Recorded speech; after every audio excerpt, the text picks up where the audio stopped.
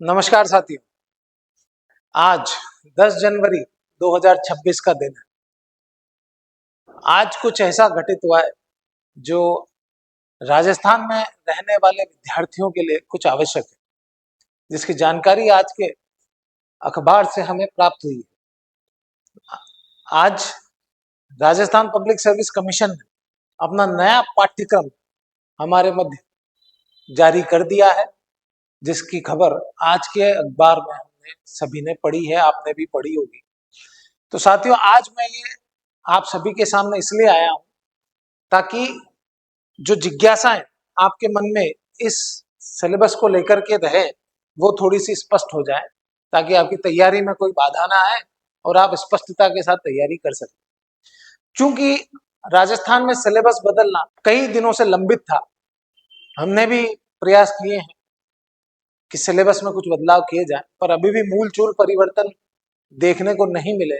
सामान्य परिवर्तन Rajasthan public service commission द्वारा किए गए हैं, जिनकी जानकारी मैं आपके सामने दूंगा। आज देखते हैं आज के अखबार में जो एक खबर आई है, प्री में खेल योग के 20 अंक व मेंस में 2-2 अंक के 25 प्रश्न हटेंगे। एक नेगेटिव टर्म में इस न्यूज को प्रस्तुत किया गया है। मैं ये बताना चाहूंगा, ऐसा हटने का नियम नहीं है, इसे समसामयिकी में जोड़ा गया है। करंट अफेयर्स में इसको जोड़ दिया गया है। वर्तमान में घटित खेल और योग से संबंधित जानकारियों को करंट के पोर्शन से अब आगे से पूछा जाएगा। इसकी जो स्कीम के बारे में मैं पहले आपको एक बार बता दूं, जो आरपीएससी ने स्कीम, एग्जाम स्कीम हमारे मध्य दी है, वह स्कीम इस प्रकार है। ये मेंस से मैं शुरुआत करूंगा तो इससे स्पष्टता आएगी हमें प्रश्नों की, या फिर मेंस के सिलेबस को एक बार आप मोटा मोटा देखिए।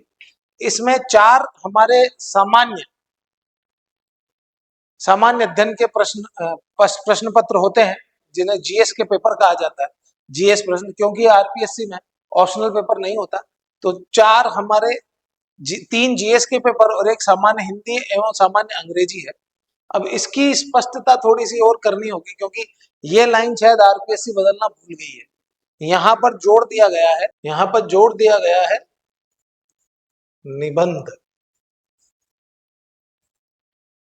निबंध को यहां पर साथ में जोड़ा गया है। और जो ये 200 अंक का प्रश्न पत्र है, इसे इन 3 विभाजन में कर दिया गया है।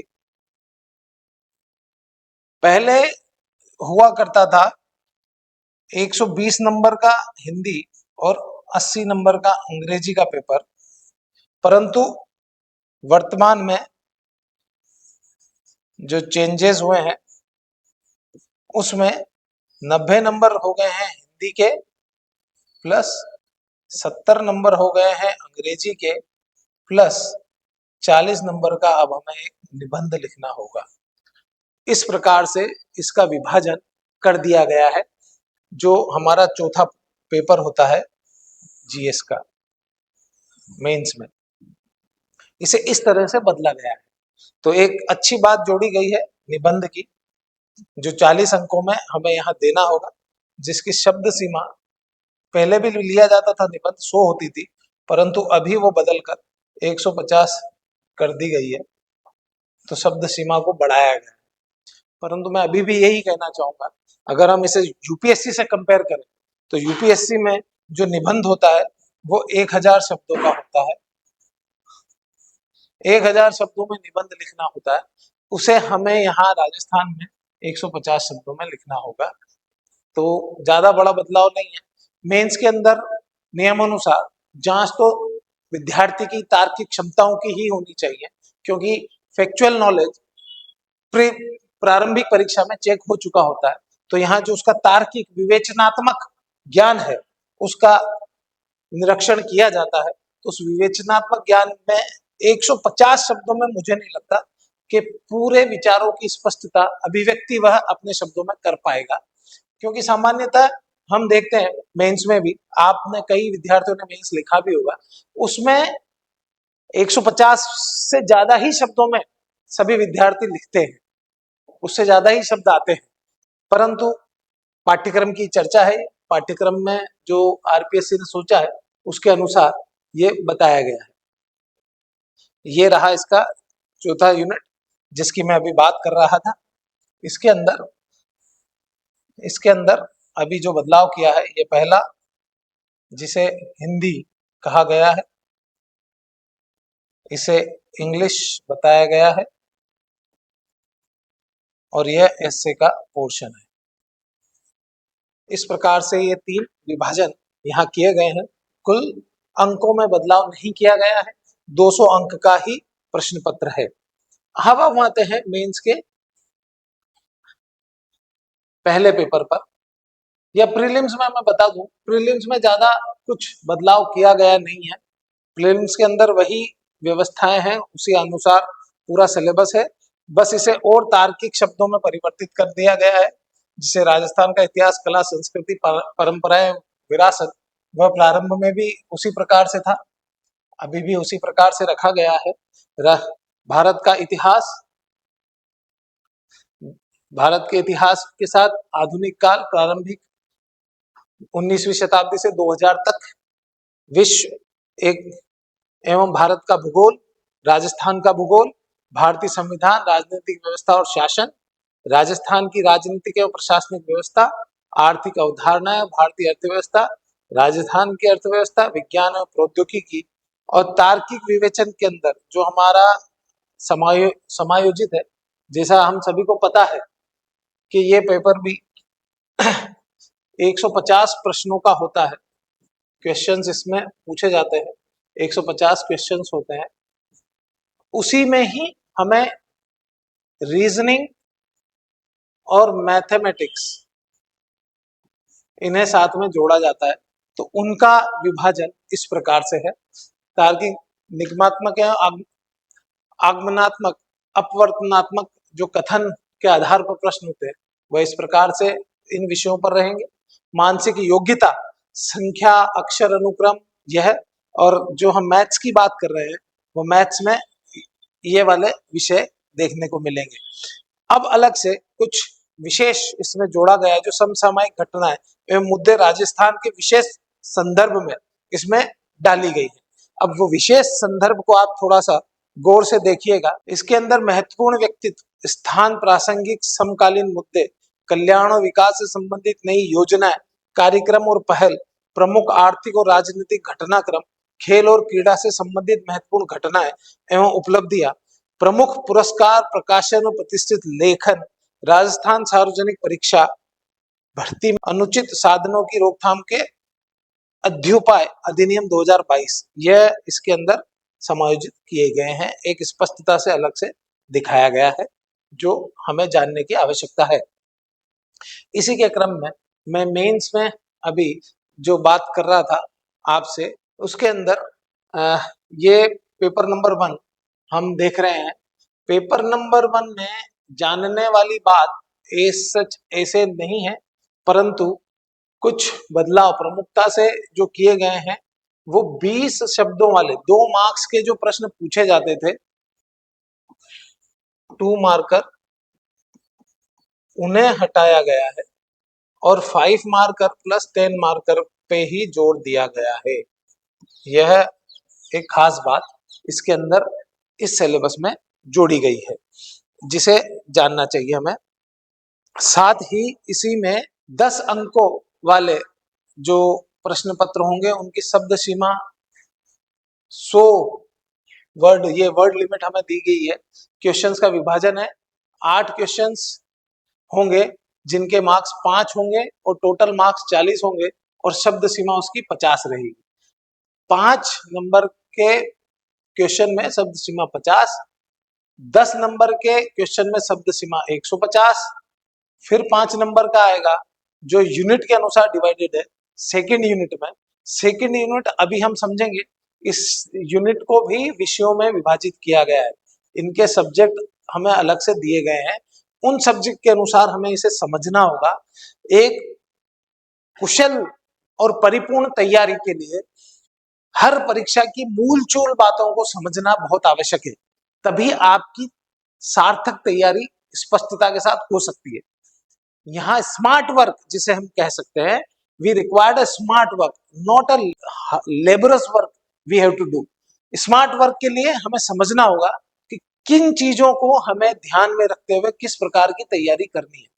यूनिट का विभाजन करने का मतलब यही है ताकि हमें स्पष्ट रहे कि हमें किस तरह उस विषय की तैयारी करनी है और प्रैक्टिस करनी। सबसे बड़ी बात जो हम टेस्ट सीरीज के माध्यम से मेंस की और प्रीलिम्स की तैयारी करते हैं, उसमें हमें किन चीजों का फोकस करना है, उन सभी जानकारियों को इससे समझा जा सकता है। सेकेंड यूनिट के जो 6 प्रश्न होंगे 5 मार्क्स के, जिसके 30 टोटल मार्क्स होंगे और 50 शब्द सीमा होगी। इसी प्रकार इसी में 10 नंबर के भी 3 क्वेश्चन होंगे 150 शब्द सीमा के, और थर्ड यूनिट के 14 प्रश्न आएंगे जिसमें 5 मार्क्स के होंगे, 70 मार्क्स टोटल होंगे और शब्द सीमा 50 होगी। ये एक बड़ा पोर्शन है। इस पोर्शन को हम ज्यादा गंभीरता से लें क्योंकि इसमें हमें दुविधा नहीं है, इसमें हमें क्लियरिटी है। सारे प्रश्न इस यूनिट के हमसे 5 मार्क्स के ही पूछे जाएंगे, मतलब फैक्चुअल ही क्वेश्चन होंगे सभी। तो हमें फैक्ट्स पर ज्यादा ध्यान देना है अपनी आने वाली तैयारी। आगे बढ़ते हैं। यह हमारा पूरा समायोजन है। पेपर नंबर 3 उसी प्रकार से यूनिट का विभाजन है और पेपर नंबर 3 यूनिट का विभाजन। अब हम समझ लेते हैं सिलेबस को। यूनिट हमने देख ली है, सिलेबस को अब हम देखते हैं। तो सिलेबस के अंदर, सिलेबस में सर्दी आज काफी है। जयपुर में अभी सर्दी एकदम से बढ़ी हुई है पिछले 5 से 7 दिनों से, तो हाथ थोड़े से कड़क हो रहे हैं। तो सामान्य ज्ञान एवं सामान्य अध्ययन जो इतिहास, इसमें क्रम नहीं बदला गया है, क्रम वही है। कुछ शब्दों की स्पष्टता ज्यादा कर दी है। पहले कई लंबी लंबी लाइनों में सिलेबस बना हुआ था, परंतु अब और उसे स्पष्ट करके छोटे शब्दों में प्रस्तुत किया गया है ताकि आसानी से समझा जा सके और उस पर काम हो सके। तो इतिहास का पहला इकाई का खंड ए का यूनिट है। ए में भारतीय इतिहास एवं संस्कृति के बारे में खंड बी बात करती है, और खंड सी में आधुनिक विश्व का इतिहास, तो विश्व के इतिहास के बारे में बात होती है। इसी के साथ इसकी जो सेकंड यूनिट आती है अर्थव्यवस्था इकाई 2, जिसका खंड भारत की अर्थव्यवस्था, साथ ही वैश्विक अर्थव्यवस्था, और फिर खंड स में राजस्थान की अर्थव्यवस्था। यहाँ हम ऊपर में देखें इतिहास के प्रश्न पत्र में, तो यहाँ राजस्थान की अर्थव्यवस्था पहले ही शुरुआत में ली गई है ना। तो राजस्थान के पोर्शन से शुरुआत की जाती है और फिर धीरे धीरे आगे बढ़ता है। तो यहाँ अर्थव्यवस्था में पहले भारत की अर्थव्यवस्था ली गई, फिर विश्व की, और फिर राजस्थान की अर्थव्यवस्था इसमें दिखाई गई। इकाई 3 समाजशास्त्र, प्रबंधन, लेखांकन एवं अंकेक्षण। समाजशास्त्र का पोर्शन, भारतीय समाज में सामाजिक चिंतन। फिर इसमें खंड बी भी आता है जिसमें प्रबंधन के विषय को जोड़ा गया है।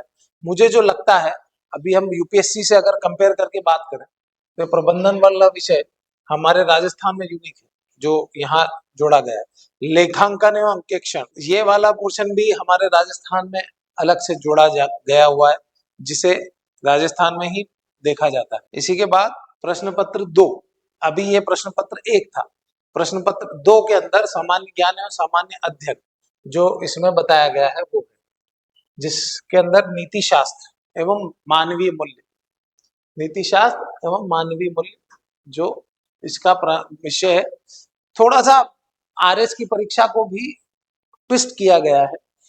सिलेबस में भी कुछ ऐसी चीजें दी जा रही हैं, और हम अगर पिछले पेपर्स के पैटर्न की बात करें तो उन पैटर्न्स में भी कुछ डीप एनालिसिस जैसी चीजें जोड़ी गई हैं। अच्छी बात है, बदलाव हो रहा है, परंतु अभी भी वह स्तर जो यूपीएससी का स्तर है उस स्तर पर हमारा प्रश्न पत्र नहीं है, परंतु हम धीरे धीरे आगे चरणबद्ध तरीकों में आगे बढ़ रहे हैं। सामान्य विज्ञान एवं प्रौद्योगिकी, लर्निंग, पृथ्वी विज्ञान, भूगोल, जो ज्योग्राफी की बात की गई है, Indian geography, world geography and Rajasthan geography.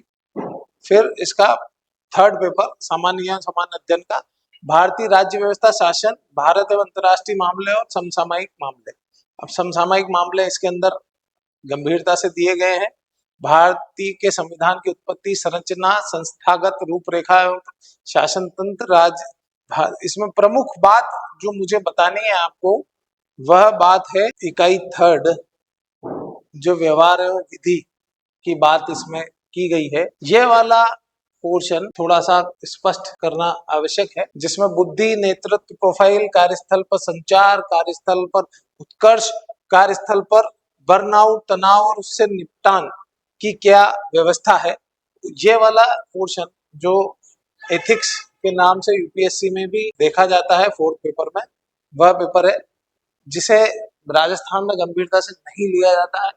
इसमें तैयारी की थोड़ी कमजोरी होती है, परंतु ये 3rd इकाई होती है पेपर की, तो वहां इसकी खंड बी की खंड ए में है, तो प्रश्न अच्छे पूछे जाते हैं, यहाँ स्कोर किया जा सकता है, तो इस पे भी थोड़ा ध्यान देने की आवश्यकता है। इसी के साथ ये विधि जो अभी हमारे लॉ वाला पोर्शन है, उसमें ज्यादा स्पष्टता से इसे इस बार बताया गया है, जिसमें कुछ धाराओं को स्पेसिफिकली जोड़ा गया है। अभी हमारा जो नई संहिताएं आए हैं उसके आधार पर इसे चिन्हित करके बनाया गया है, और राजस्थान के संदर्भ में भी कुछ इसके अधिनियमों पर बात की गई है।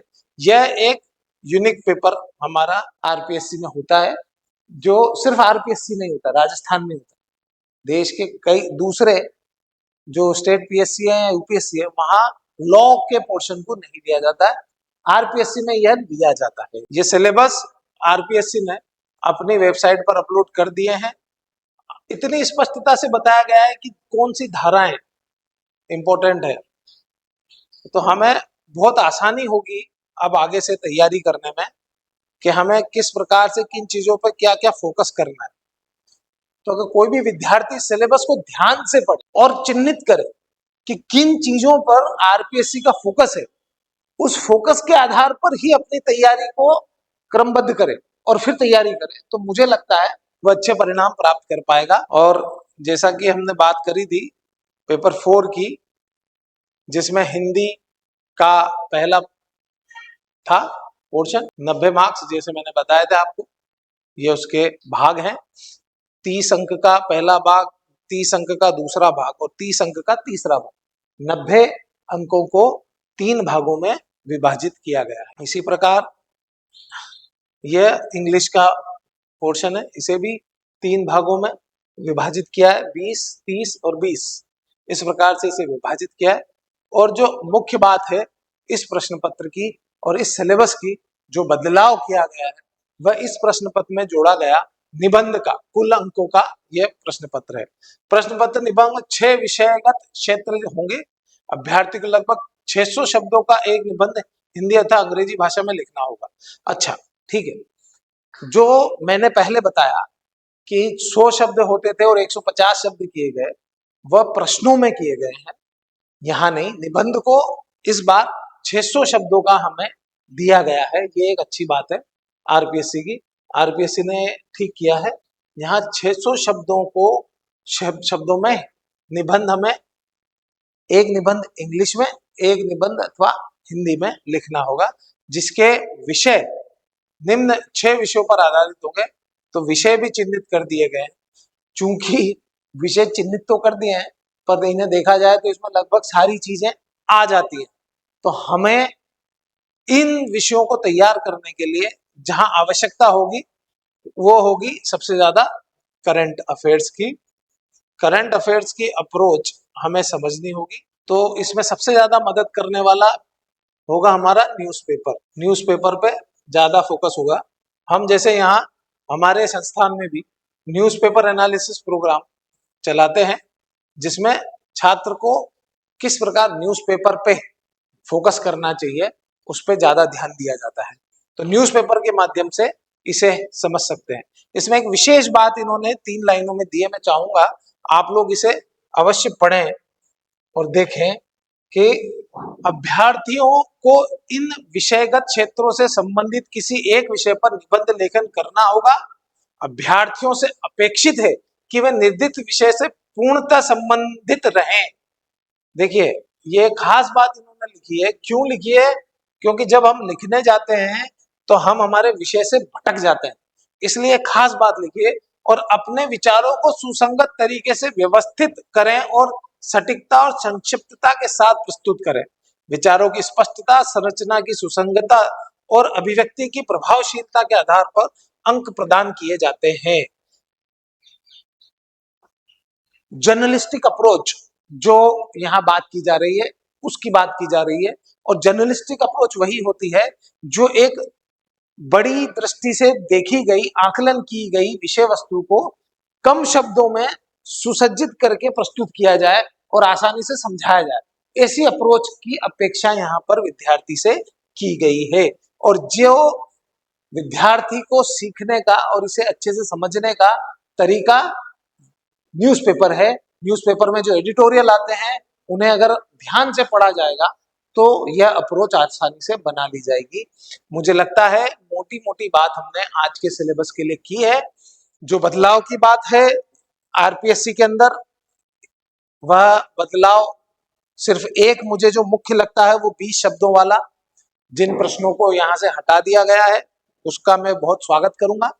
और प्रीलिम्स में जो हम फैक्चुअल विद्यार्थी के ज्ञान का आकलन किया जाता है, अब उसकी आवश्यकता मुझे लगता है नहीं है मेंस में, और यह बात आरपीएससी ने समझी है और उसे हटाया गया है। परंतु आगामी दिनों में और अपेक्षा रहेगी कि जिस प्रकार किसी भी स्टेट के एग्जाम में लैंग्वेज, जो हमारा 4th पेपर यहाँ राजस्थान आरपीएससी में है, लैंग्वेज के पेपर को मेरिट में ना जोड़कर सामान्यतः उसे क्वालिफाइंग रखा जाता है। यूपीएससी भी उसे क्वालिफाइंग रखती है। तो मेरी आग्रह अपेक्षा आरपीएससी से यही है कि भविष्य में वो इस पेपर को भी क्वालिफाइंग करे, ताकि इसमें कोई भेदभाव की बात नजर ना आए। और चाहे तो निबंध के पेपर को यूपीएससी अलग से रखती है जिसे मेरिट में जोड़ा जाता है, तो यूपीएससी के क्रम के अनुसार यहाँ भी उसे प्रयोग किया जा सकता है कि एक निबंध का पेपर अलग कर दिया जाए और इंग्लिश और हिंदी जो हमारे भाषा के प्रश्न पत्र है उन्हें क्वालिफाइंग किया जाए, उसमें पास होना विद्यार्थी के लिए अनिवार्य किया जाए। और मुझे लगता है भाषा के आधार पर इतना होना काफी होगा। बाकी आपसे मिलते रहेंगे और इसी प्रकार आपकी शंकाओं का समाधान करेंगे। हमें देखते रहिए, जुड़िए, और आगे भी इसी प्रकार सभी तैयारियों को लेकर के वीडियो आते रहेंगे। जय हिंद, जय भारत, नमस्कार।